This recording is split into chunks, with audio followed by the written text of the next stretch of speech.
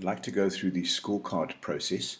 First thing I do is I log into the site with my division ID, my username, and my 6-number password that is sent to you. And I log into the home page. Now I'm in the home page as an administrator, and as an administrator I have this drop-down menu on the left here. One of the first things I do is I go down to Appraisal Configuration, Scorecard, and I configure the scorecard. I've got 12 pillars here that I can use, and most organizations use financial performance, people development, customer service, and effective processes, which is typically your balanced scorecard. But I can change those names and I can add anything else. The naming, we can call it scorecard, performance review, balanced scorecard, whatever, but at this stage we're calling it scorecard. The deliverables could be KPIs, KRAs, measures, objectives, targets, just calling it deliverables at this stage, and I can have a rating up to 11. I often find that 5 works fairly well. Also show the rating number, so when I rate it with the stars, I can also have a number next to that, and I can either allow decimal rating, optional, or always, depending if I wanted to get 5.23, etc. I would then save that configuration, and once I've saved that configuration, a small green box comes up at the top saying that has been saved. Then go into Appraisal and go into Appraisal Periods, Manage Appraisal Periods. This is to set up an appraisal period. Now the first time there'll be nothing here, it'll be blank, but up at the top right we add a new appraisal period, and we would type in that appraisal name, call it July to December 2011 or whatever. We would have a start date. As a little calendar pops up, we can decide when that appraisal period will start, and an end date as to when the emails will then be sent out to everybody.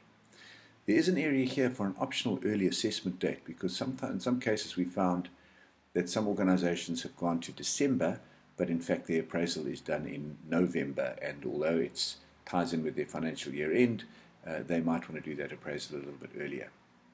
Here's the scorecard. We allow that, and we would put a weighting in here. Just for example, probably weight that at 5.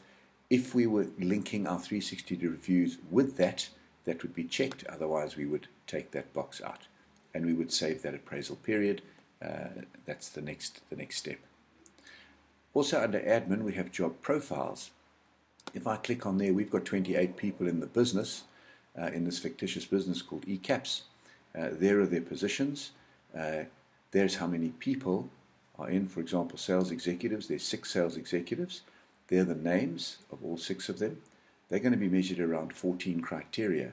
So if I go into those scorecard templates, the salesperson, did they achieve their objectives? Did they achieve their GPs, turnover, debtors days, etc.? So I can set up a whole lot of measurement tools per person, and also per job, and also the weighting of how I would want those weightings. If I wanted to add a deliverable, I would go up to the top here, select the category, remember finance, people, customers, etc. Select the category that suits, put in the description as to what we're going to be measuring, a target if necessary, must have a weighting, anywhere between 1 to 5, or you can do it between 0 and 100. And this is an interesting little area, score definition. We would probably say 1 equals less than 20% achieved, 2 equals, and so we would have this little score definition going up to 5, where 5 is really shooting the lights out, 4 might be achieving better than normal, 3 might be normal, 2 below normal, 1, etc.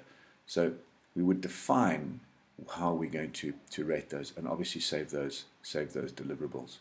So in the job profiles, once they're set up with all the different jobs here, we are now ready to go forward with the process. I will end this little tutorial for now and take you through the next lot in just a short while.